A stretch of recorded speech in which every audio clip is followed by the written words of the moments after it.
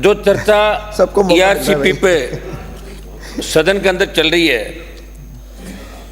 और इसका नाम बदल के जो MOU 28 तारीख को हुआ PKC पार्वती कालीचंद चंबल परियोजना कर दिया। अध्यक्ष महोदय, सबसे ज़्यादा जरूरी तो यह है कि राजस्थान के इन 13 जिलों को पानी कैसे मिले, ये हमारे लिए सबसे ज़्यादा महत्वपूर्ण है। कांग्रेस की भी सरकार रही थी, स्टेट में रही, दिल्ली में रही, आप कर लेते आपको कौन मना कर रहा था, आप कर लेते आपको कौन मना कर रहा था। लेकिन जो अभी कांग्रेस के माननीय सदस्यों ने बात कही थी डॉक्टर साहब, ये ERCP को राष्ट्रीय परियोजना घोषित करने का मामला, ये सही कि राज्यसभा में डॉक्टर साहब उठाते थे, लेकिन लोकसभा में आपका तो कोई MP था नहीं, मैं ही उठाता था लोकसभा के अंदर। और मेरे सवाल के जवाब में क्या कहा वो मैं अध्यक्ष जी आपको बता दूं, कुछ पिन पॉइंट आपको बताऊंगा। 24 मार्च 2022 को लोकसभा में आपके जल शक्ति मंत्री ने मुझे मेरे सवाल के जवाब में कहा कि ERCP जल शक्ति मंत्रालय की राष्ट्रीय परियोजना के लिए पात्र नहीं है। फिर आपने वादा क्यों किया, चुनाव से पूर्व क्यों लोगों को बरगलाया?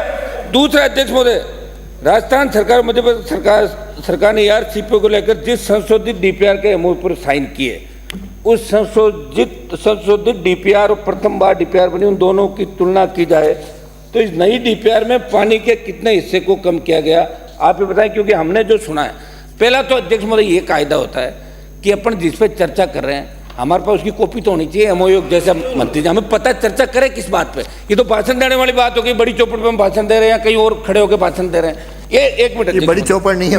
एक मिनट, मेरा निवेदन ये है कि आप इसमें 1700-1800 लगभग जो पानी है MCM, वो तो खाली पीने का पानी उसके अंदर ही चला जाएगा। जो परिकल्पना हमने 3910 MCM की थी, 3510 पे जो समझौता हुआ था, आप तो ये बताएं अध्यक्ष महोदय कि हमें इस राजस्थान को आप इसके माध्यम से कैसे पानी 13 जिलों को पिलाएंगे? एक तो नहीं हुआ, आप गलत पहले हुआ था डॉक्टर, कभी भी नहीं हुआ। पहले परिकल्पना की थी, ढंग से देख लो। मैंने देखा है, मैं जो कह रहा हूँ डॉक्टर साहब, 3910 की बात थी 1999 के अंदर, फिर 5 के बाद ये बात चालू हुई। उस समय शायद हो सकता है कि आप लोकसभा के अंदर चले गए होंगे, पीछे हो गए समझौता डॉक्टर साहब। तो मैं कह रहा हूँ 3510 पे बात हुई, उसके बाद आपने 1700 पे, ये आपके मंत्री ये कह रहे हैं जल शक्ति मंत्री। और जब MOU जयपुर के अंदर किया तो दिल्ली मंगा के पॉलिटिकल क्रेडिट जल शक्ति मंत्री क्यों ले रहे? जब यहाँ हो गया तो ये मंत्री जी भजन लाल जी सक्षम है, वहाँ के मुख्यमंत्री सक्षम है। और फिर वित्त का क्या किया आपने, फाइनेंस का इसके अंदर किया ही नहीं, वापिस लेके जाओगे वहाँ। तो लोकसभा चुनाव से पहले एक बार फिर बरगलाना कि हमने ये काम कर दिया। हम ये चाहते हैं साहब, जो इंदिरा गांधी नहर परियोजना का पानी हमारे यहाँ, एक मिनट देख मैं समाप्त कर रहा हूँ, पानी हमारे आ रहा जिन जिलों में पीने के पानी को लेकर गंगानगर हनुमानगढ़ दोनों जगह, हरियाणा पंजाब हमारे हिस्से का पानी राजस्थान को नहीं दे रहा है। हम कुछ नहीं कर पा रहे, चाहे कांग्रेस की सरकार रही, BJP की रही, आपने किसानों पर गोलियां भी चलाई, गड़साना रावड़ा, आपको याद होगा अच्छी तरीके से किस तरह किसानों ने साधत दी। 16 के अंदर आपने देखा होगा कि किसान के बेटे किस तरह शहीद हुए पानी के लिए। हम चाहते हैं कि पीने का पानी राजस्थान को मिले, सिंचाई का पानी राजस्थान को मिले। खाली भ्रामक प्रचार मत करो। महिला आरक्षण बिल लेके आगे परिसीमन के बाद 2047 में होगा, ये क्या बात कर रहे हो साहब? आप अगर ERCP का नाम भी बदल रहे हो तो कम से कम ये बता दो कि पानी कब तक आ जाएगा, कितना फाइनेंस की व्यवस्था रखी है। सदन में वहां हमें जवाब कुछ दे रहे हो, यहाँ बात कुछ कह रहे हो। कौन सा MOU हुआ, आनंद फान में आधे घंटे की चर्चा रख ली, जैसे कोई कल आज विधानसभा हो रही है तो चर्चा करा के आप क्रेडिट ले रहे हो। इनको मौका मिला नहीं तो इन्होंने आप विरोध किया, आपने चर्चा का समय दे दिया। ये तो मजाक बढ़ के रहेगी विधानसभा साहब। कुछ ऐसा कीजिए कि राजस्थान की जनता को राहत मिले, ये हमारी मांग है। माननीय अध्यक्ष महोदय, बहुत बहुत धन्यवाद। आपने ईस्टर्न राजस्थान कैनाल प्रोजेक्ट पर 5 मिनट खत्म। हाँ, मैं 5 मिनट में ही समाप्त कर दूंगा सर। मौका दिया उसके लिए बहुत बहुत धन्यवाद। यहाँ बैठे हुए माननीय किरोड़ लाल जी 2005 में भी मिनिस्टर थे, आज 2024 में भी मिनिस्टर हैं, और सारा इनके सानिध्य में चाहे DPR बनी हो, चाहे ईस्टर्न राजस्थान कैनाल प्रोजेक्ट के प्रतिभागी भी यही है, इन्हीं के क्षेत्र में सबसे ज़्यादा पानी आना है। और जो हमारे माननीय मंत्री जी बहुत विद्वान हैं, लेकिन दुर्भाग्यवश माननीय मुख्यमंत्री जी ने बिना बात करे ये परसों समझौता कर लिया। खास इनको भी साथ ले जाती है तो बहुत अच्छा होता, क्योंकि इनके नोटिस में सारी बातें रहती। और एक मेरी मांग है, नहीं आप तो आपकी पढ़ाई कर रहे हैं सर, आप विद्वान हैं, आपकी विद्वता पर किसी को कोई शक नहीं। माननीय अरे बैठिए। माननीय अध्यक्ष महोदय, अभी अगर ये समझौता टेबल हो जाता तो हम सदस्य भी पढ़ लेते और उस पर बोलते, लेकिन फिर भी जो समझौता हुआ है उसमें कहीं भी स्पष्ट नहीं है कि वाटर का मतलब क्वांटम ऑफ वाटर कितना है, यानी राजस्थान को कितनी मात्रा में पानी मिलेगा। और मैं आपको माननीय अध्यक्ष महोदय ये निवेदन करना चाहूँगा, ये 1999 में माननीय अशोक गहलोत जी और दिग्विजय सिंह जी के साथ समझौता हुआ, उस समझौते की कॉपी भी है। और उसको बाद में ये अगस्त 2005 में वसुंधरा राजे जी ने इसको सेकंड किया, यानी उन मिनट्स को अप्रूव किया, वो भी है। और जो ईस्टर्न राजस्थान कैनाल प्रोजेक्ट का जो प्रोजेक्ट बना, जो राजस्थान का हिस्सा था 3,915 मिलियन क्यूबिक मीटर, उसमें से 3,510 मिलियन क्यूबिक मीटर पानी उपयोग में लेना था। उसमें पेयजल के लिए 1,723 और सिंचाई के लिए 1,500 और उद्योग के लिए 286। ये सही है कि अभी कल माननीय केंद्रीय मंत्री जी ने बयान दिया है कि राजस्थान को इस पीकेसी में पार्वती और काली सिंध और चंबल में पानी मिलेगा 2,500 मिलियन क्यूबिक मीटर, अर्थात जो हमारी ईस्टर्न राजस्थान कैनाल प्रोजेक्ट का जो 3,510 मिलियन क्यूबिक मीटर का प्रस्ताव था, उसमें उससे भी लगभग 1,000 मिलियन क्यूबिक मीटर पानी कम मिलेगा। तो मैं माननीय मंत्री जी से पूछना चाहता हूं, आपके माध्यम से ये पूछना चाहता हूं कि ये जो राजस्थान का हिस्सा कम हुआ है, उस कम में आप 2 लाख हेक्टेयर में तो नई सिंचाई और 80,000 हेक्टेयर में पुरानी सिंचाई कैसे करेंगे, जबकि आपका 1,400 मिलियन क्यूबिक मीटर पानी कम हो जाएगा।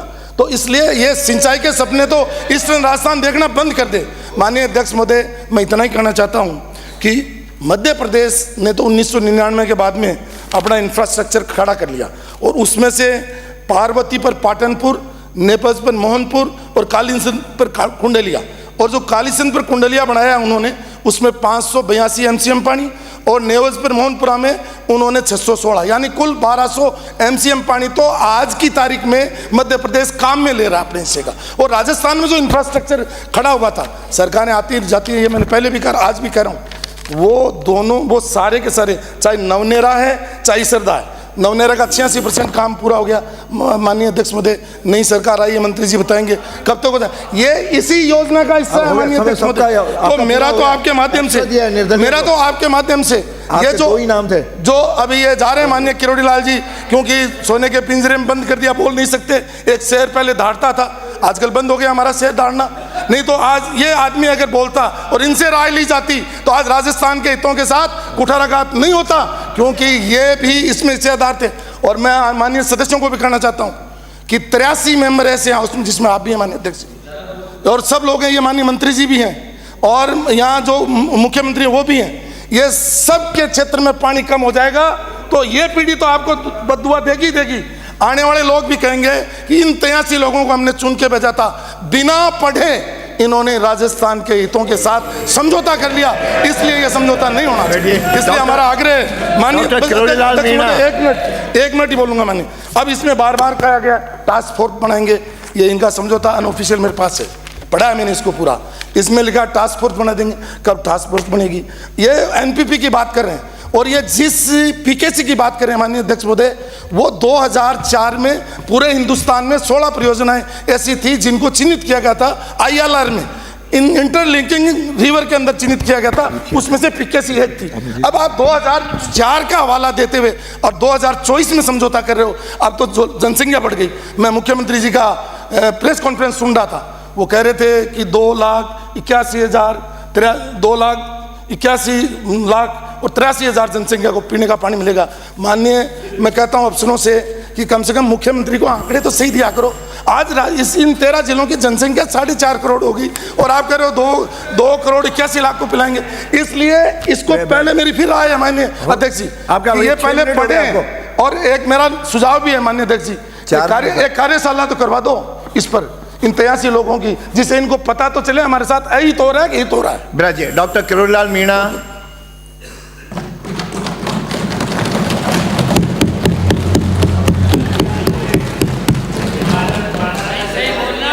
माननीय अध्यक्ष जी, बोले जवाब, आपके 6 लोग बोल चुके हैं, अब इनको बोलने दीजिए।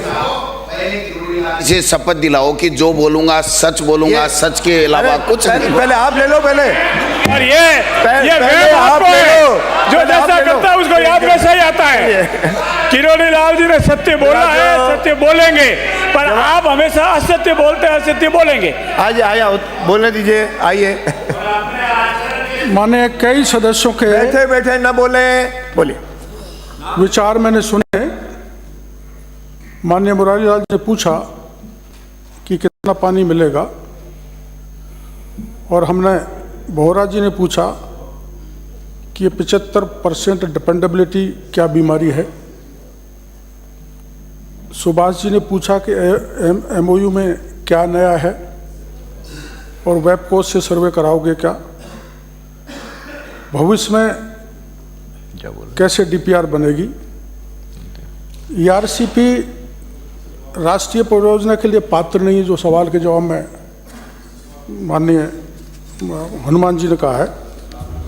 और यूनिस खान जी कह रहे हैं, वो भी यही कह रहे हैं कितना पानी मिलेगा, वो 2500 MCF पानी बता रहे हैं, और ये कह रहे हैं कि MP ने अपना स्ट्रक्चर खड़ा कर दिया और हमने नहीं किया। तो ये स्ट्रक्चर तो दिग्विजय सिंह के टाइम पे खड़ा हुआ था, तब गहलोत साहब यहाँ मुख्यमंत्री थे, इनको किसने मना किया स्ट्रक्चर खड़ा करने के लिए, इन्होंने क्यों नहीं किया।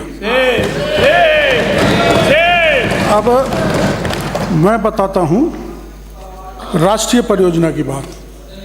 आपकी एक जिद है, देखो प्रयास तो आपने भी किया, मना नहीं कर रहे, वसुंधरा जी की सरकार में बहुत हुए प्रयास, 1999 से हो रहे हैं, लेकिन प्रयास तो अपने जो सगर के 16,000 पुत्र थे उन्होंने भी गंगा जी को अपने धरती पे लाने के किए थे, लेकिन हमारे भागीरथ भजनलाल जी आ गए, इसलिए चंबल हमारी। अब इसमें बोलने दीजिए, बैठे बैठे न बोल रहे हैं माननीय। आपके समय किसी को बोलने नहीं दिया, अब इनको भी बोलने दीजिए। अब जब इसमें नंबर आता नहीं, नहीं है। इसमें राष्ट्रीय परियोजना की जिद इनको है, जैसे एक बच्चे को खिलौने की जिद हो जाती है, वैसी जिद है, वैसे इनकी जिद है कि हमें राष्ट्रीय परियोजना क्यों नहीं घोषित की। एक पत्र है माननीय गहलोत साहब का, माननीय गहलोत साहब का पत्र है जो कमलनाथ जी को लिखा गया 8/7/2019 को नोट कर लेना, और 27/1/2020 को कमलनाथ जी ने गहलोत के पत्र को यह कह के मना कर दिया कि आप 75% वाटर डिपेंडेबिलिटी पर प्रोजेक्ट बनाओ, तब हम सहमति देंगे, नहीं तो नहीं सहमति देंगे। कर लो बात। अब ये बीमारी कहाँ से आई? ये बीमारी आई कांग्रेस के राज से। 11 नवंबर 1975 को आपका ही राज था, इंदिरा जी प्रधानमंत्री थी, उसमें एक सर्कुलर जारी हुआ, ऑफिस मेमोरेंडम, जिसमें कहा गया है कि the criteria of 75% dependability may be continued for major irrigation project। 75% water dependability अगर किसी को मेजर प्रोजेक्ट सेंक्शन कराना है और उसको राष्ट्रीय परियोजना घोषित कराना है तो 75% वाटर डिपेंडेबिलिटी चाहिए। आपने भेजा 50%, CWC की गाइडलाइन मानती है 75%, और इसके अलावा प्लानिंग कमीशन ने भी माननीय सदस्य माननीय सदस्य बीच बैठे बैठे नहीं। ऐसे ही एक 21 सितंबर 2004 को जब मनमोहन सिंह जी प्रधानमंत्री थे, उसमें डिपेंडेबिलिटी क्राइटेरिया तय हुआ, जिसमें था कि lower than 75% would be permissible only for the project on intra state. Inter state में तो 75% ही चलेगा। तो जो आप 2 बांध मध्य प्रदेश ने इंफ्रास्ट्रक्चर बनाया, जो यूनुस खान जी ने उठाया, वो इंट्रा स्टेट उनका मैटर था, इसलिए उन्होंने अपने बांध बना लिए। अब ये ये कह रहे हैं कि आपने पीकेसी कैसे जोड़ दिया, इनको पीकेसी पे प्रॉब्लम है। और पानी कितना मिलेगा ये एक बार में सबको संतुष्ट कर दूं, क्योंकि ये मामला ही ज़्यादा उठाया गया। डाउट है कि पानी हमको पूरा नहीं मिलेगा। कोई 2000 बता रहा है, कोई 2400 बता रहा है, कोई 2500 बता रहा है। मैं पूरे आप नोट कर लेना, ये जो डिमांड के हिसाब से है। और इसमें जो हमने समझौता किया है, पता नहीं आपने 3150 का आंकड़ा कहाँ से लिया है।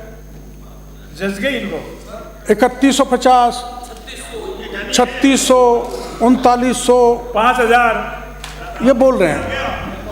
पर मैं आप पूछ लेना, आप पूछ लेना।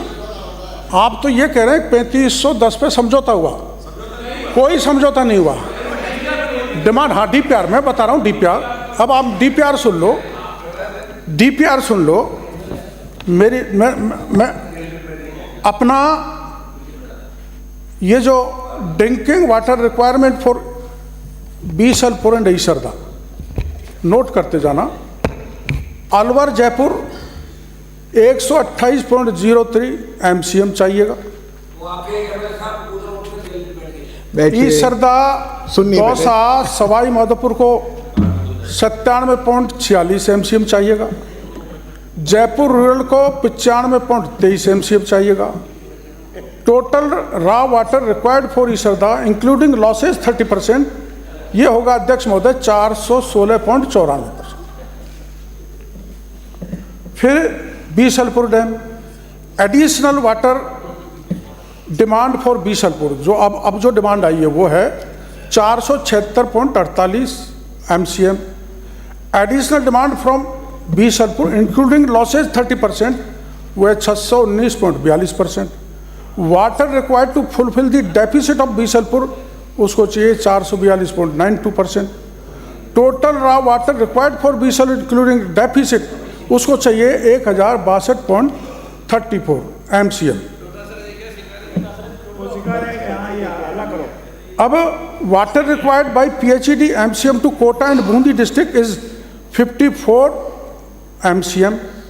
Total water required to PHED, जो पानी के लिए टोटल रिक्वायरमेंट होगा, जो प्रेजेंट आंकड़ा है जो हमने PHED से मांगा है, वो चाहिएगा 1533.28 MCM। अब क्या आधार, अब क्या, हाँ अब डिमांड को पूरा करें। हाँ बिल्कुल करेंगे, वो मैं आ रहा हूँ। वो 2051 तक के लिए, 2051 तक के लिए।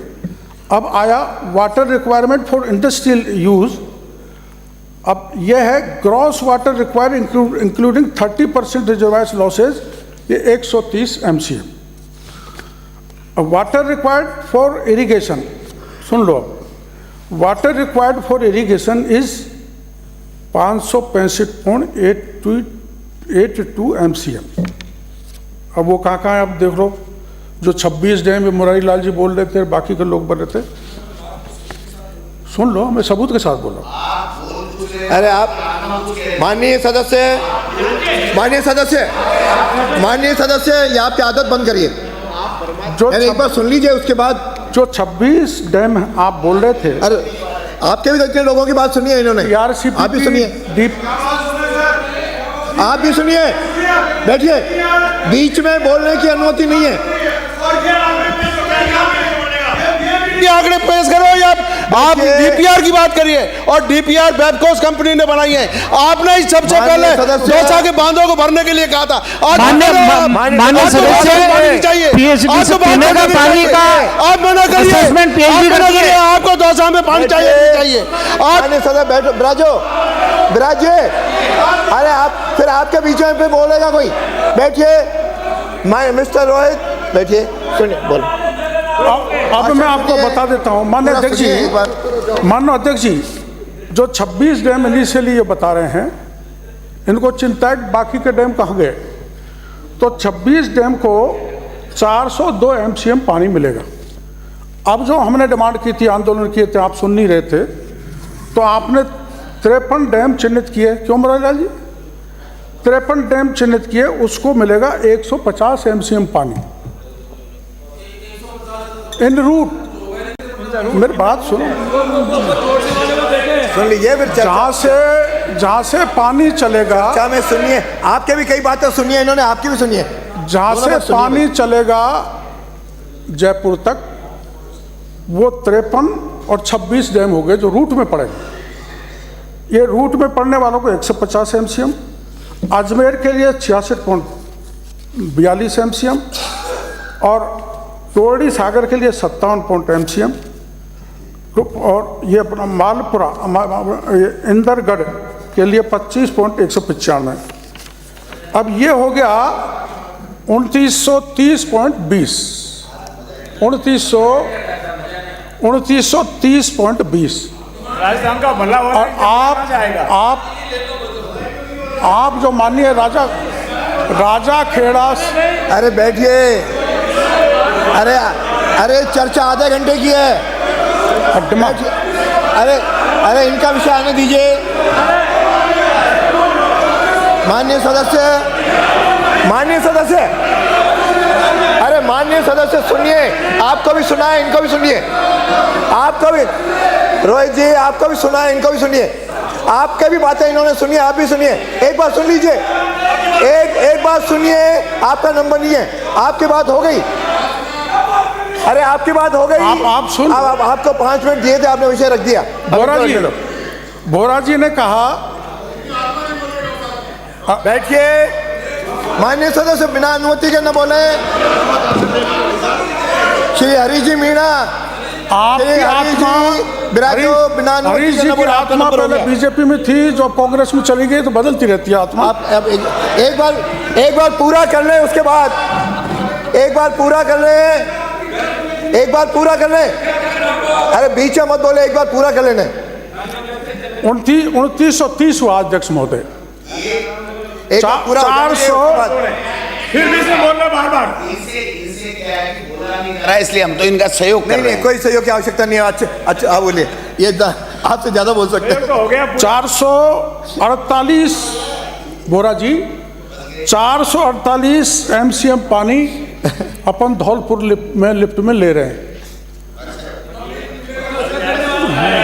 अरे भाई सुनो तो सही, अरे इस प्रकार, अरे सुनो तो सही, एक बात सुनिए, उसके बाद बोलिए। रोहित जी, तो आपके हिसाब से बिल्कुल ठीक दे रहे हो, मैं उसको मना नहीं कर रहा। मैं ये कह रहा हूं, आप ही के क्वेश्चन पे जब गजेंद्र सिंह जी शेखावत ये बोलते हैं कि हम राजस्थान को 2412 MCFT पानी दे रहे हैं, या तो राज्यसभा में उनने आपको गलत फिगर दी है, ये बोल दें आप गलत फिगर दी है। अब सुनिए, इसमें 2412 मैं टेबल कर सकता हूं, इसलिए बोल रहा हूं, मैं झूठ नहीं बोल रहा हूं, टेबल कर सकता। आपको 2412 का फिगर उनने दिया, और उनने क्या बोला कि राजस्थान को we can't give more than this and we will not be giving irrigational facilities, we are only giving drinking water facility to Rajasthan. This is what my issue is. माननीय सदस्य, आपके क्वेश्चन में लिखा है सर, मैंने नहीं बोला है। आप बोल चुके हो माननीय सदस्य, ये बात आप बोल चुके हो, रिपीट मत करेंगे। देखो, मैं मेरा वक्तव्य दे रहा हूं, जो अब प्रेजेंट MOU में जो फाइनल होने जा रहा है, जिसकी DPR बनेगी, उसमें चारों DPR होगी। अभी 448 MCA पानी धौलपुर लिफ्ट को, इस प्रकार से हो गया 3378 MCM पानी, 3378 MCM पानी। अरे सब बोलोगे तो मैं आधे घंटे की चर्चा समाप्त करनी पड़ेगी मेरे को। माननीय सदस्य, आप तो बिराजो, आप बोल चुके हो। पानी आएगा कहां से? आप बोल चुके हो, है ही नहीं, आप बोल चुके हो, पानी है ही नहीं, आप पानी आएगा कहां से? अरे ये बात आप बोल चुके हो, ये जो अरे ये बात आप बोल चुके हो, बैठिए, रिपीट मत करें, आप बोल चुके हो, माननीय अध्यक्ष आप बोल चुके हो। जिनका नंबर आएगा ये बता दीजिए MOU में कितना MCM पानी है, MOU में ये कितना मेंशन है, ये बता दो बस। छुपाना चाहती है, इसलिए तो सच्चे रेकॉर्ड पे आ रहे हैं, उसको बार-बार व्यवधान कर रहे हैं। माननीय मुरारी लाल जी, इनको पूरा बोल लेने दो। माननीय मुरारी लाल जी, सुभाष जी गर्ग, इनका विषय अगर पानी नहीं है तो आप IRCP घोषित करके कहां से पानी लाते हैं? कहां से लाते? क्षेत्र पे इतना पानी है ही नहीं, कितनी डिपेंडेबिलिटी पानी उपलब्ध होता है सर? 50% हो जाए। इसका जवाब माननीय मंत्री जी मैं दे सकता हूँ। आप दे चुके, मेरे पास डॉक्यूमेंट आपका है, भाषण कैसे हो आएगा गया, पानी? आपका भाषण हो कैसे आएगा? गया, फिर औरों के घराने बनाएंगे, मेरे को चर्चा समाप्त करनी है। और अध्यक्ष महोदय, ये पिछली कांग्रेस की सरकार ईआरसीपी की मांग कर रही थी। ईआरसीपी को राष्ट्रीय परियोजना, फिर जवाब भी दिलाना है इनके, राष्ट्रीय परियोजना घोषित किया जाए ईआरसीपी को। लास्ट 2015-16 के बाद से किसी भी बड़ी योजना को राष्ट्रीय परियोजना घोषित नहीं किया। और अगर राष्ट्रीय परियोजना घोषित भी कर देते अध्यक्ष महोदय, तो 60% देता केंद्र और 40% राजस्थान को देना पड़ता।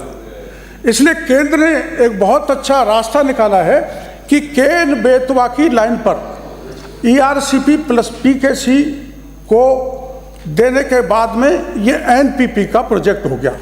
और उस एनपीपी का प्रोजेक्ट बन जाने के बाद में 90% मोदी जी देंगे और 10% भजन लाल देंगे।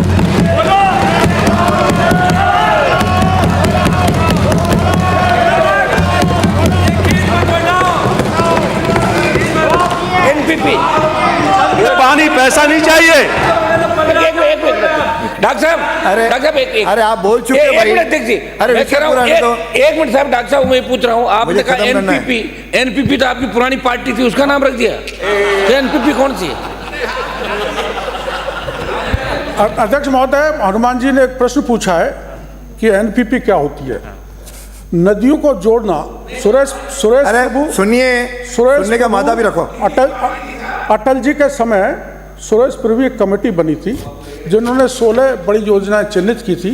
उसमें उत्तर प्रदेश में मध्य प्रदेश के बीच केन बेतवा हुई थी, तो उसको भी मोदी जी ने सैंक्शन किया है। उसी तरह से पीकेसी पार्वती काली सिंह चंबल योजना को स्वीकृत करके राजस्थान को सबसे बड़ा उपहार देने का काम।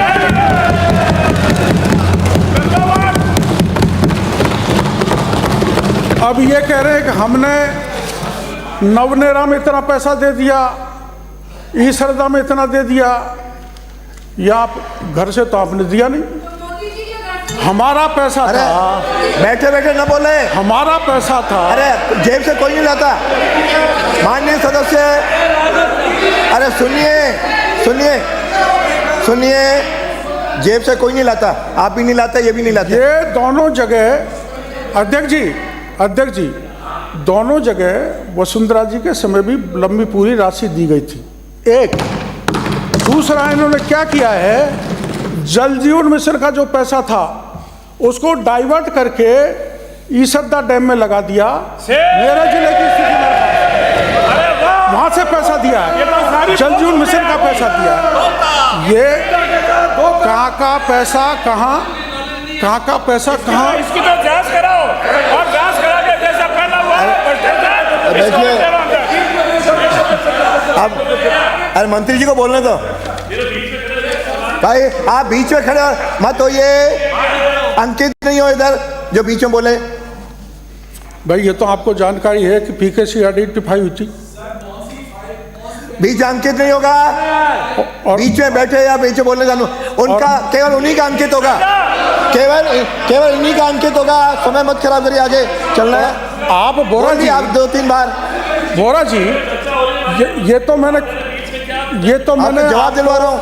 ये तो मैंने आपको पत्र बता दिया कि मुख्यमंत्री बनते ही अशोक गहलोत जी ने कमलनाथ को पत्र लिखा था, आपके मंत्री ने मना कर दिया, और हमारे मुख्यमंत्री और मध्य प्रदेश के मुख्यमंत्री सहमति दे दी, आप सहमति नहीं ले पाए। तो डबल इंजन की सरकार ने जो काम किया है, धन्यवाद तो दो। इनके तो पेट में गुठले पड़ रहे हैं कि सेंक्शन कैसे हो गया। सेंक्शन स्वीकृति पर आपत्ति है इनको, इसलिए भरपूर पानी मिलेगा। जो मैंने आंकड़े दिए उसके हिसाब से इंडस्ट्रीज का विकास होगा, किसान का विकास होगा, और गांव में जो सैलिनिटी है वो खत्म होगी, और गांव को 40% आबादी को पानी मिलेगा भरपूर, और 2,80,000 हेक्टेयर जमीन सिंचित होगी। ये मैं कहना चाहता हूँ। ईआरसीपी पे बहस समाप्त। अगला राज्यपाल के अभिभाषण पर बहस शुरू हो गया। ये हो गया, आध घंटे की चर्चा थी, चर्चा हो गई। अब नहीं, अब कुछ नहीं। राज्यपाल महोदय के अभिभाषण पर चर्चा प्रारंभ। श्री अर्जुन लाल जिंगर, अब हो गई, इतना उत्तर आ गया। माननीय अध्यक्ष महोदय, उत्तर आ गया। एमओयू रखा ही नहीं। अध्यक्ष महोदय, माननीय अध्यक्ष जी, राजस्थान वीरों की धरती है। अध्यक्ष महोदय, आरसी पर समझौता हो गया, फिर भाषण नहीं होगा। विपक्ष के पेट में घुटने पड़ रहे हैं, इनको बड़ा दर्द हो रहा है कि राजस्थान का भला कैसे हो रहा है। डबल इंजन की सरकार अच्छे फैसले क्यों ले रही है? जिला जिंगर बोलते रहे, आपके पेट में घुटने पड़ रहे हैं, आपको मिर्ची लग रही है, क्या तकलीफ हो रही है? जिंगर जी, ये आरसीबी का फैसला हो गया। जिंगर अपना भाषण जारी रखें। आपको क्या तकलीफ हो रही है भाई? आपको इतना मौका दिया, कांग्रेस सरकार रही, राज्य में भी केंद्र में भी कांग्रेस की सरकार थी, आप ये एमओयू नहीं करा सके। अब आपके पेट में दर्द हो रहा है। ये एमओयू आपको पहले करा लेना था, आप नहीं कर सके। ये एमओयू नहीं कर सके, इस कारण से आपके पेट में दर्द हो रहा है। जब भजनलाल सरकार ने, हमारी सरकार ने अच्छा फैसला किया, आपके पेट में दर्द हो रहा है। जब हमारी सरकार जब भी अच्छा फैसला लेती है तो आपको बड़ा तकलीफ होती है। ये तकलीफ हो रही है आपको, ये तकलीफ नहीं होनी चाहिए। अरे धोखा तो आपने 70 साल तक दिया है, आपने इतने वर्षों तक धोखा दिया राजस्थान की जनता को। पूरे हिंदुस्तान को डुबाने का काम आपने किया, पूरे राजस्थान को डुबाने का काम आपने किया। अभी भाषण आपकी कई बार राजस्थान में सरकारें रही, लेकिन आपने राजस्थान का भला नहीं किया। अब आज आपके पेट में दर्द हो रहा है, ये पेट में दर्द चलता रहेगा। आज भजनलाल सरकार ने और मध्य प्रदेश की सरकार में उनके बीच में समझौता हुआ है।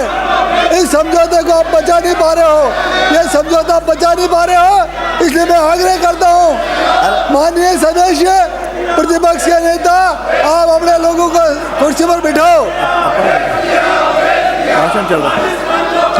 अरे मंदिर बन गया तो आपको तकलीफ, राम मंदिर बन गया तो तकलीफ, ये एमओयू हो गया तो आपको तकलीफ, मंत्री जी आपको तकलीफ ही तकलीफ होगी, और विपक्ष से बैठ गए हो और तकलीफ ज्यादा बढ़ेगी। इसलिए ये तकलीफ लेकर के आपने राजस्थान की जनता के साथ जो कुठाराघात किया है, उसका राजस्थान की जनता ने आपको जवाब दिया है।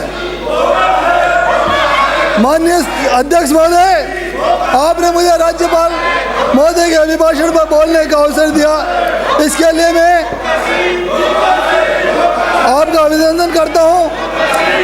महामहिम राज्यपाल महोदय के वक्तव्य को यहाँ पर पढ़ा गया, अभिभाषण पढ़ा गया, और पिछली सरकार की कमियों और उपलब्धियों के बारे में जो लेखा जोखा रखा गया, लेकिन उस लेखे जोखे के अनुसार यह सामने आया कि गत सरकार, कांग्रेस की सरकार, गहलोत की सरकार सिर्फ घोषणाओं की सरकार रही है। सुनने के बाद अच्छा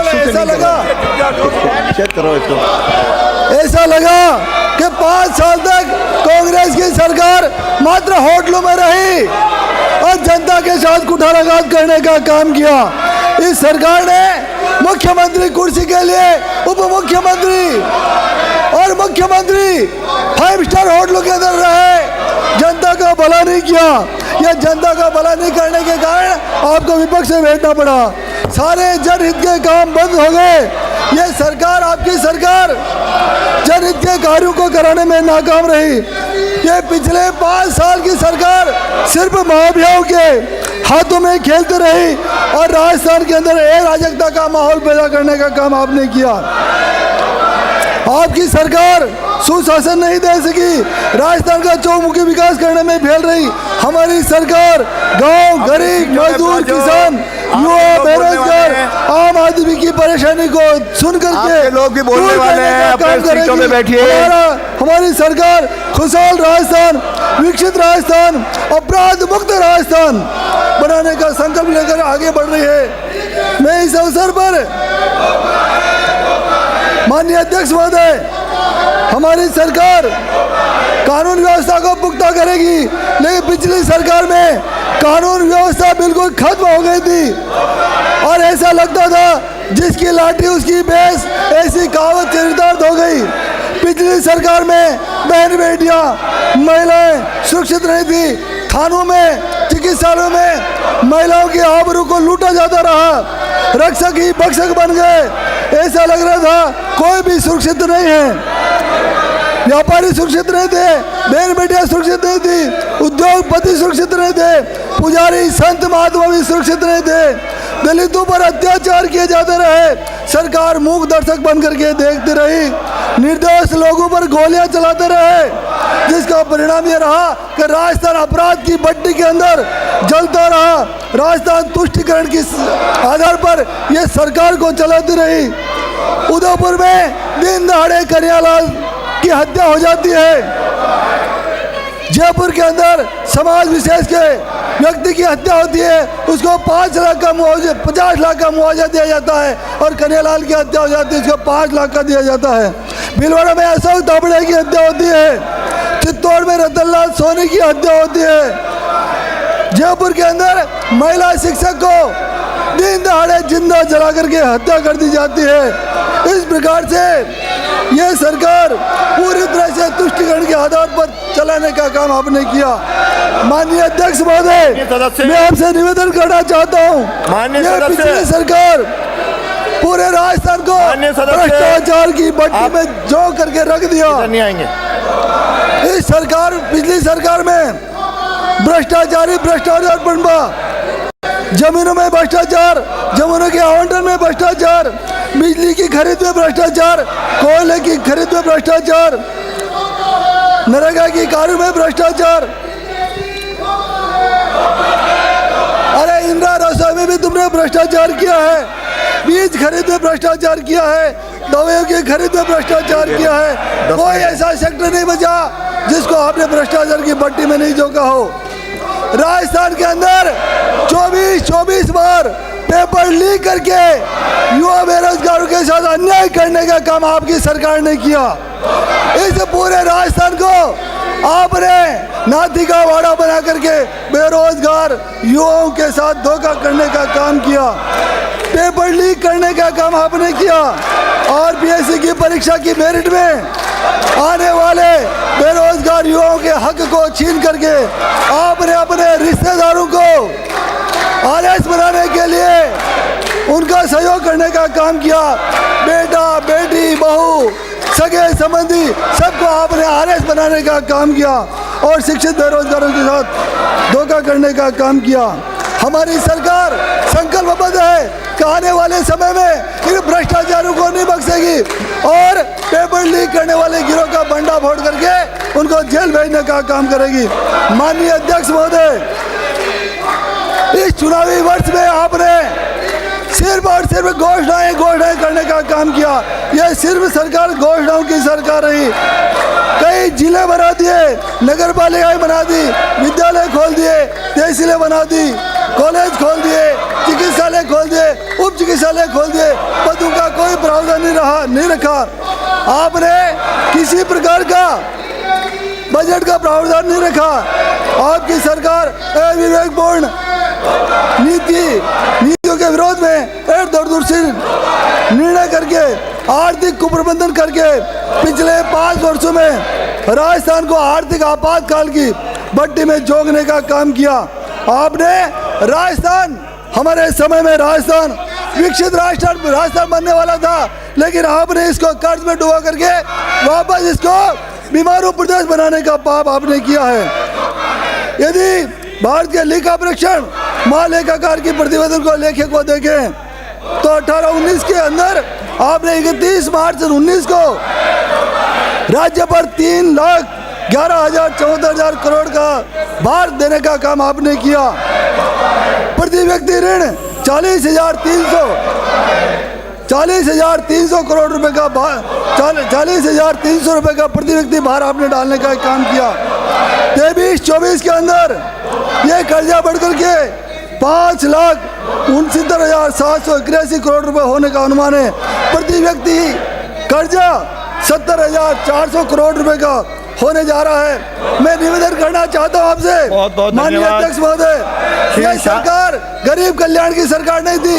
हमारी सरकार भजन लाल जी की सरकार, केंद्र में मोदी जी की सरकार गरीब कल्याण के कार्यों को हाथ में लेकर के संपूर्ण राजस्थान को श्री शांति धारीवाल, इसके बाद में नंबर नहीं आएगा यदि आप अपनी सीटों पे जाओ। अपने सदस्यों को सुनो। सरकार श्री शांति धारीवाल, परिवारों को आप अपनी सीटों पे जाइए। परिवारों को निःशुल्क रूप से शौचालय देगी। अगला नाम इधर से पुकार रहा हूँ। देगी। अब आपका नंबर गया। देगी। गरीब परिवार को पक्का मकान देगी। मीठे जल से नल कनेक्शन देगी। हर हाथ को काम मिलेगा। हर खेत को सिंचाई के लिए पानी मिलेगा। हर घर को उज्ज्वला कनेक्शन मिलेगा। किसान सम्मान मिलेगी। परिवारों का इलाज आप लोग अपने सदस्य लेकर जाओगे, नहीं तो आपके सदस्य नहीं बोल पाएंगे। से जोड़ा जाएगा। आपके सदस्य नहीं बोल पाएंगे यदि सीटों में नहीं जाओगे तो। अगला नाम पुकार रहा हूँ, श्री राम साय वर्मा। बीमा योजना का लाभ मिलेगा। बच्चों को शिक्षा मिलेगी। श्री राम साय वर्मा, राजस्थान बनेगा और हमारा राजस्थान कैसे राजस्थान बनेगा। माननीय अध्यक्ष महोदय, 16वीं विधानसभा के लिए निर्वाचित मान्य सदस्यों को बधाई एवं अभिनंदन के साथ महामहिम राज्यपाल के धन्यवाद प्रस्ताव पर अपने विचार व्यक्त करने के लिए समय दिया, इसके लिए मैं आपका धन्यवाद देता हूँ। माननीय अध्यक्ष महोदय, विधानसभा चुनाव में जनता जनार्दन के मताधिकार ने माननीय प्रधानमंत्री जी की नरेंद्र मोदी की गारंटियों पर विश्वास करके हमें जनता का सेवा करने का अवसर प्रदान किया। लोकतंत्र में जन समस्याओं का निराकरण करना ही हमारा प्रमुख ध्येय है। विगत 5 वर्षों में पूर्ववर्ती सरकार के आंतरिक अंतर्विरोध और खींचतान ने राज्य के विकासोन्मुख नीति एवं निर्णय को असमता के कारण ही आज आप विपक्ष में बैठे हैं। हमारा संकल्प सबका विकास, सबका विश्वास, सबका प्रयास के मूल मंत्र को ध्यान में रखते हुए राजस्थान और विकसित भारत 2047 के संकल्प को पूरा करने का प्रयास करेगा। हमारा संकल्प पत्र हमारे कार्य योजना, इस कार्य योजना पे मुख्यमंत्री जी ने शपथ ग्रहण के साथ ही राज्य के विकास पे अपना फोकस केंद्रित किया है। समाज के वंचित वर्ग को सरकारी योजनाओं में किस प्रकार लाभान्वित करके अंत्योदय उद्धार किया जाए, इसे तो हमारी सरकार निरंतर अग्रसर रहेगी। माननीय अध्यक्ष महोदय, इस अवसर पर मैं आभार व्यक्त करता हूं कि निवाई पिपली की जनता को, जिन्होंने मुझे राजस्थान की सबसे बड़ी पंचायत में भेजकर क्षेत्र की समस्याओं को उठाने के लिए चुना। अध्यक्ष महोदय, मैं आपके माध्यम से बताना चाहूँगा कि मेरे विधानसभा क्षेत्र में पर्यटन की दृष्टि से देवधाम जोधपुरिया, हरबावता आश्रम, नटवाड़ा में बद्री विशाल मंदिर, सिवाड़ के शिव मंदिर जो भारत के 12 ज्योतिर्लिंगों में से एक है, इन स्थानों पर पर्यटन को मूलभूत सुविधाएं उपलब्ध न होने के कारण यात्रियों को भारी परेशानी उठानी पड़ती है तथा आवागमन के साधन भी उपलब्ध नहीं हैं। पूर्ववर्ती कांग्रेस सरकार द्वारा निवाई में फूड पार्क का बनाना एवं प्रतियोगी परीक्षाओं में इस संबंध में प्रश्न तक पूछा गया, जबकि निवाई में आज दिन तक कोई फूड पार्क स्थापित नहीं हुआ है। पूर्ववर्ती सरकार द्वारा निवाई में घोषित बस स्टैंड का निर्माण, रेलवे लाइन पुलिया का निर्माण, ट्रॉमा हॉस्पिटल का निर्माण, देवनारायण छात्रावास आदि का आज तक कोई निर्माण नहीं हुआ है। मैं इस अध्यक्ष महोदय, मैं आपके माध्यम से अवगत कराना चाहूँगा, जो हमारे नेता प्रतिपक्ष थाना गाजी में हुए रेप कांड को प्रशासन ने 7 दिन तक दबा के रखा, क्योंकि उस समय तत्कालीन सम्मानीय मंत्री टीकाराम जूली जी को प्रोटोकॉल में व्यस्त रहा, जिससे निजी व्यक्तियों को शामिल होने की आशंका है। पूर्व मंत्री और प्रदेशाध्यक्ष कांग्रेस के श्री डोटासरा जी, जो आलू से सोना निकालते हैं, इसी तरह इन्होंने शिक्षा मंत्री बन के आरपीएससी में अपने चहेते परिवार के 4 सदस्यों का सिलेक्शन करवाया। मैं इस पर और आपका ध्यान आकर्षित करवाना चाहता हूँ। माननीय अध्यक्ष महोदय, तुष्टीकरण की राजनीति के संदर्भ में सम्मानीय सदस्य मेरे जुबेर खान जी को धन्यवाद देता हूं कि इन्होंने आज़ादी में मुसलमानों का महत्व तो बताया, लेकिन यह नहीं बताया कि मेवात क्षेत्र में सबसे ज़्यादा अपराध हुए हैं, जिसमें साइबर क्राइम में तो जामतोड़ा तक को पीछे छोड़ दिया। मेवात क्षेत्र को हिंदुओं से पलायन हो रहा है तथा हिंदू मंदिरों को तोड़ा जा रहा है। साथ ही मेवात में धर्मांतरण ही नहीं अपितु संगठित अपराध को चरम पे है। हिंदुओं का पलायन तो सुप्रीम कोर्ट तक की याचिका दायर हुई है। मेवात ब्रजमंडल का वह क्षेत्र है जहां पाकिस्तान के समर्थन में नारे लगाए जाते हैं। मेवाड़ क्षेत्र में ठगों द्वारा अपने घरों में एटीएम लगाए हुए हैं तथा बैंकों में फर्जी खाते खुलवाए हुए हैं, जिसमें करीब 200 करोड़ की ठगी का अनुमान है। करौली हिंसा में पीएफआई मामलों में पूर्ववर्ती कांग्रेस सरकार द्वारा की गई मदद सबके सामने आ चुकी है, जिसमें 10 से अधिक मुकदमे वाले व्यक्ति को गहलोत सरकार द्वारा 25 लाख रुपए का अनुदान दिया गया। अध्यक्ष महोदय, मैं आपके माध्यम से बताना चाहूंगा कि मेवात क्षेत्र राजनीतिक संरक्षण के कारण गोकशी, वाहन चोरी, लूट डकैती से लेकर साइबर क्राइम तक का गढ़ बन चुका है। अध्यक्ष महोदय, अलवर तथा भरतपुर जिले में तिजरा, किशनगढ़, बास, कामा शहरों में मुस्लिम आबादी का अत्यधिक प्रभाव है।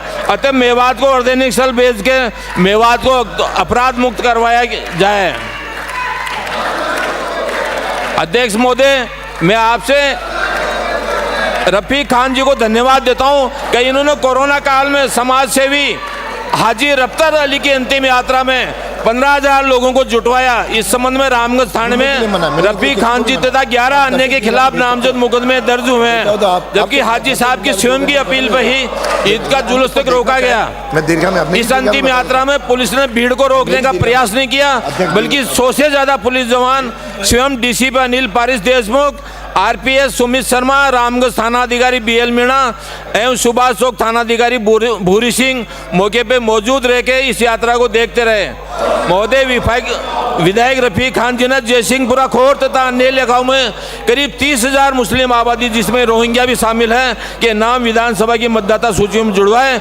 महोदय, इस मामले की जांच करवाना बहुत जरूरी है। अध्यक्ष महोदय, मैं आपके माध्यम से बताना चाहूंगा कि विगत पूर्व सरकार के समय में माल प्राप्त तुष्टीकरण की राजनीति के तहत पुरानी तहसील में गुजर मोहल्ले में तेज रफ्तार से बाइक दौड़ा रहे युवकों को उलाहना देने के मामले में पत्थरबाजी हुई तथा देर रात तक शांति भंग होने के कारण 148 लगाई गई, जिससे दो पक्षों के बीच जड़ी होना बताया गया।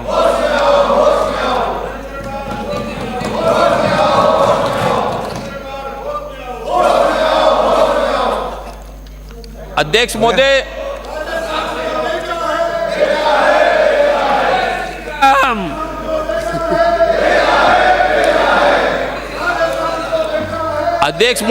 मैं आपको ये और बताना चाहूंगा कि पूर्ववर्ती सरकार में संसदीय कार्य मंत्री केवल गहलोत साहब को खुश करने के लिए ये तक कहा कि हम हिंदू नहीं हैं। मैं आपको इस माध्यम से बताना चाहूंगा कि इनकी जांच कराई जाए और इनकी पूरी जांच हो। मैं आपने मेरे को समय दिया, इसके लिए बहुत बहुत धन्यवाद। श्री रफीक खान, आप सबसे एक बार पुनः अपील कर रहा हूं, अपने अपनी सीटों पे जाइए। आपके सदस्य बोलने वाले हैं, नहीं तो फिर किसी का नंबर नहीं आएगा। एक बार पुनः आपसे आग्रह कर रहा हूं, अपनी सीटों पे जाओ। आपका प्रोटेस्ट हो गया, आपकी बात आ गई, अपनी सीटों पे लौटे। आप सबसे निवेदन कर रहा हूं, अपनी सीटों पे लौटे, नहीं तो मुझे आगे बढ़ना पड़ेगा कार्रवाई में। आपसे पुनः निवेदन है,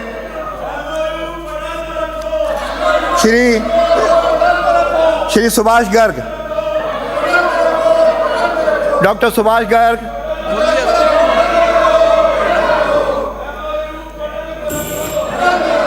डॉक्टर रितु बनावत, बोलना शुरू करिए।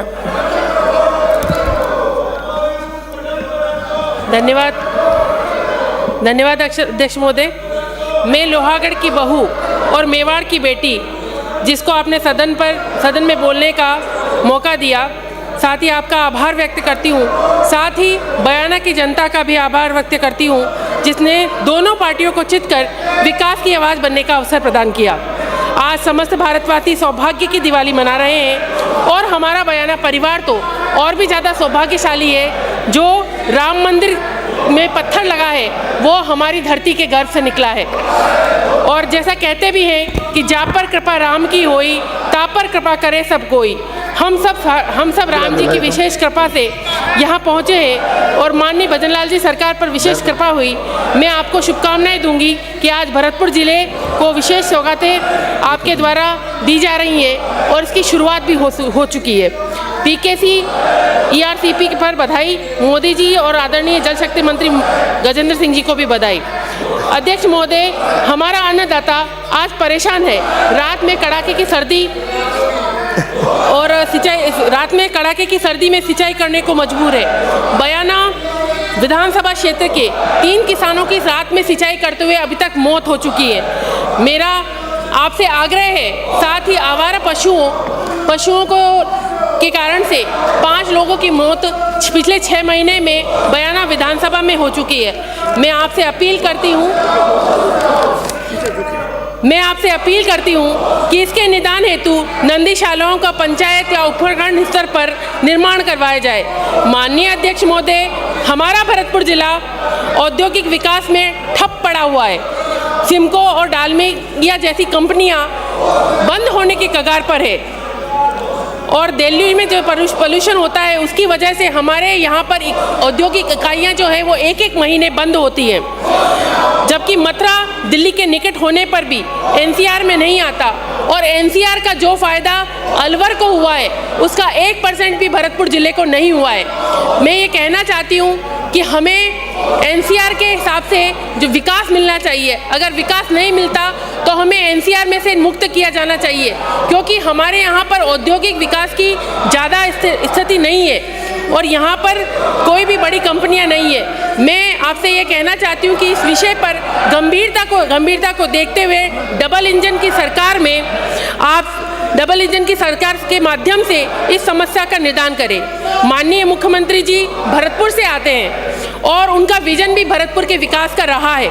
मैं आपसे निवेदन करती हूँ कि हमारा क्षेत्र कृषि और पशुपालन का क्षेत्र है और यहाँ पर आपसे निवेदन है कि कृषि और पशुपालन को प्रोत्साहन देते हुए यहाँ पर एग्रीकल्चर यूनिवर्सिटी और वेटरनरी यूनिवर्सिटी स्थापित की जानी चाहिए।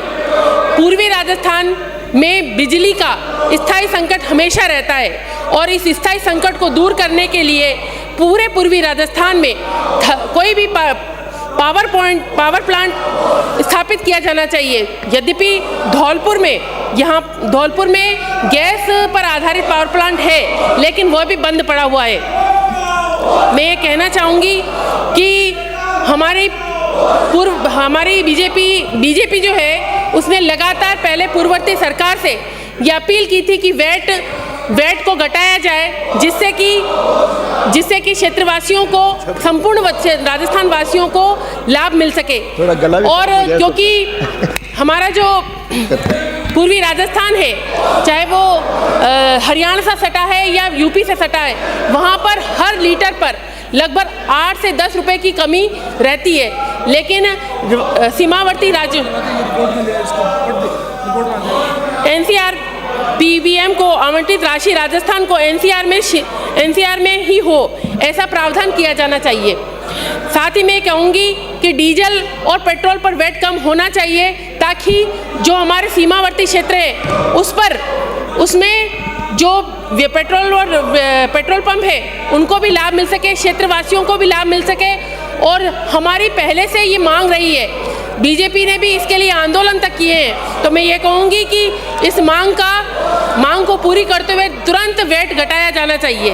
यातायात की सुगमता के लिए बयाना और रूपबास में बस स्टैंड का निर्माण करना, क्योंकि कनेक्टिविटी है जो विकास का आधार है। मैं ये कहना चाहती हूँ कि कनेक्टिविटी को बढ़ाने के लिए अभी आप देखिए कि आज़ादी के इतने सालों बाद भी बयाना और रूपबास में बस स्टैंड तक नहीं है, और बयाना में जो बस स्टैंड है वो किराए की बिल्डिंग में चल रहा है।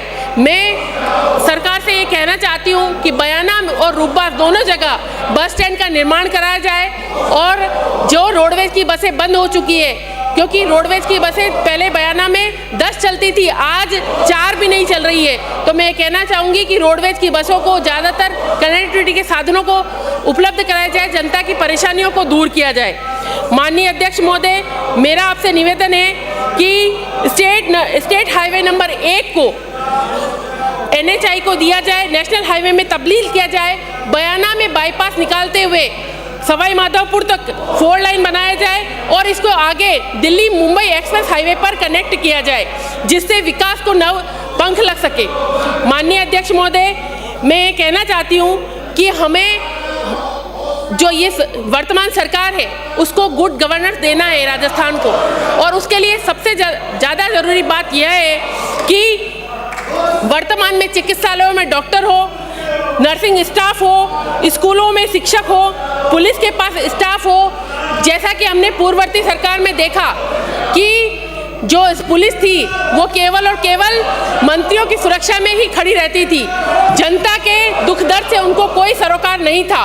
मैं ये कहना चाहती हूँ कि अब जो सरकार है उसको ये प्रयास किए जाने चाहिए, उनको ये ध्यान रखना चाहिए कि हमारे पुलिसकर्मी केवल मंत्री और सांसदों की सुरक्षा में ना रहे बल्कि जनता के दुख दर्द को कम करने में अपना योगदान दे पाए।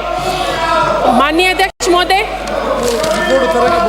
ERCP के माध्यम से 5 वर्षों में पानी आएगा, लेकिन तब तक किसान क्या अपने हाथ पर हाथ धरे बैठा रहेगा? मेरे क्षेत्र का वाटर लेवल लगातार कम होता जा रहा है। मैं सरकार से ये मांग करना चाहती हूँ कि गंभीरी नदी में रेगुलर पानी छोड़ा जाए। पाचना बनने के बाद लगातार भरतपुर जिले के हितों पर कुठाराघात हुआ है। मैं ये कहना चाहती हूँ कि आप लगातार गंभीरी नदी में पानी छोड़कर और ERCP की योजना में गना पक्षी विहार को तक जोड़कर भरतपुर जिले को अपने हक का पानी दिलाएं और इस योजना को आगे बढ़ाने का काम करें। साथ ही मैं ये कहूँगी कि राम मंदिर के निर्माण में बयाना का पत्थर सर्वो उपयोगी रहा है और उसी पत्थर को जब 22 जनवरी को पूरे भारतवर्ष में दिवाली मनाई जा रही थी, उस समय उस बंसी पहाड़ का जो पत्थर है वो अवसाद की दशा में था। मैं ये कहना चाहती हूँ कि हमारे क्षेत्र में इतना सौभाग्यशाली है कि वहाँ राम मंदिर का पत्थर जा रहा है, किंतु वहाँ का जो व्यक्ति है जो उस पत्थर को जमीन के गर्भ से निकालता है वो आज भी मजदूरी के अलावा कुछ भी प्राप्त नहीं कर पा रहा है। मैं ये कहना चाहती हूँ कि सरकार खनन निधि पर पुनः रिव्यू करे और ऐसी योजना बनाए कि वहाँ का स्थानीय ग्रामीण 1-1 हेक्टेयर की लीज दी जाए, जिससे कि वहाँ के स्थानीय व्यक्ति को भी उसका लाभ मिल सके। लादू लाल मैं ये कहना चाहती हूँ कि आपका लगातार सहयोग माता की जय, बहुत जरूरी है। श्याम की जय, और जय श्री राम। दोनों ही पार्टियों ने, मान्यवर अध्यक्ष महोदय, पार्टियों की मुझे राज्यपाल आगे बढ़कर महोदय के अभिभाषण पर बोलने का मौका दिया, मुझे यहाँ पहुँचाया है। आपको बहुत बहुत धन्यवाद। बयाना रूबा क्षेत्र कांग्रेस कुशासन बहुत धन्यवाद और कांग्रेस की गलत राजनीति से सहाड़ा विधानसभा क्षेत्र में मेरे को पहली बार 62,800 वोट देकर राजस्थान में भारतीय जनता पार्टी में दूसरा नंबर वोटों से जिताकर सदन में भेजा। उसके लिए मैं मेरी सभी सहाड़ा विधानसभा क्षेत्र की जनता को तहे दिल से हार्दिक स्वागत एवं प्रणाम करता हूं। कांग्रेस ये जो बोल रहे हैं इनके सामने इनकी असलियत बताता हूं मैं, ये क्या है और कैसे है। मेरी विधानसभा क्षेत्र में रायपुर के अंदर 8 महीना पहले, सुनिए आप, 8 महीना पहले आपकी करतूती है। 8 महीना पहले हमारे भगवान का प्रोग्राम चल रहा था। आप लोगों ने रात के टाइम में 12 बजे हमारा विशाल वैष्णव की भक्ति संध्या चल रही थी, उसमें रात को पुलिस प्रशासन द्वारा बुलाकर सभी भक्तगण को लाठीचार्ज किया, आप लोगों ने करवाया। और आज भी 29 लोगों के ऊपर केस चल रहा है। ये आप एक झुंड के खड़े होकर देखो, आपकी असलियत कारनामा मैं बताता तो देखो, आपका कारनामा देखो, आप एक साथ में खड़ा हो। और उस टाइम में रात को हमारे घरों से निकाल कर आप लोग प्रशासन भेजकर उनके ऊपर लाठियां बरसाई, ये आपका असली चेहरा है। और आप लोगों के विधायक द्वारा एक शिव जी भगवान की मूर्ति स्थापना कराते हो सुबह और शाम का टाइम में विशेष समुदाय की बात सुनकर भगवान की मूर्ति को वापस उठाकर लेके जाकर रख देते हो। ये आपका असली चेहरा है। भगवान के नाम पे ऐसा लोग आप लोग करते हो। और तो और बताता हूँ आपको, आप लोगों का हमारे उधर जो पहले जमाने में हमारा गढ़ था सनातन धर्म का, आप लोगों ने क्या किया बताता हूँ।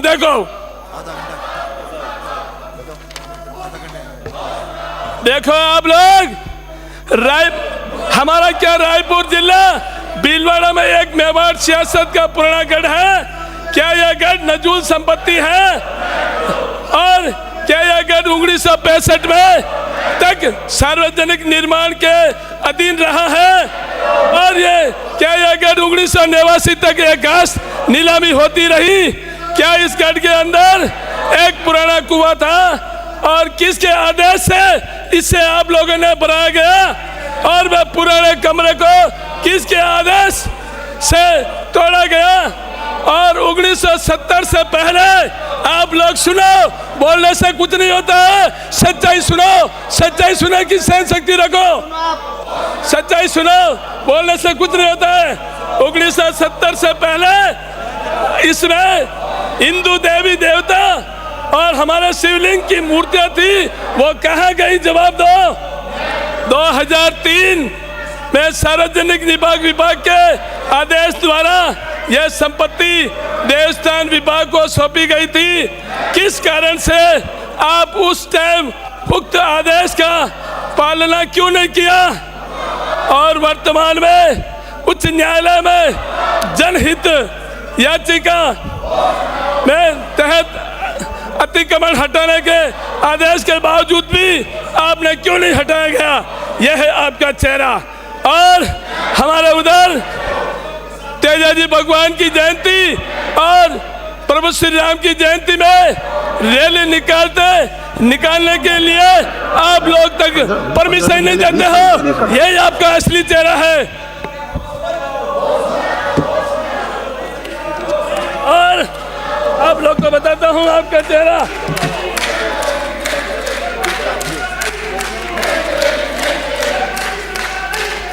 सब चलेगी। और आप लोगों के राज में इतने साल हो गए, हमारी साहड़ा विधानसभा के अंदर तुष्टीकरण राजनीति आप लोगों ने की है। हम उधर आने जाने की व्यवस्था नहीं है। गांव में मेरा रायपुर से भीलवाड़ा जाने में 3 घंटा लगता, वो आप लोगों के विधायक के द्वारा हमारी सरकारी बसें अभी तक नहीं लगी है। यही आपका चेहरा है। तालियां पीटने से कुछ नहीं होता है। आज 30 साल और 40 साल हो गए, हमारी जनता को बहुत तकलीफ पड़ रही है।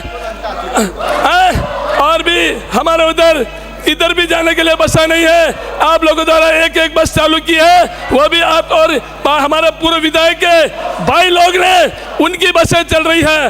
रायपुर से भीलवाड़ा, रायपुर से सूरत, रायपुर से अहमदाबाद, रायपुर से बंबई, पूर्व विधायक के द्वारा यह बसें चल रही है। आज भी प्राइवेट बसें। आप लोगों की तुष्टीकरण की राजनीति है। आप लोग का यह असली चेहरा है।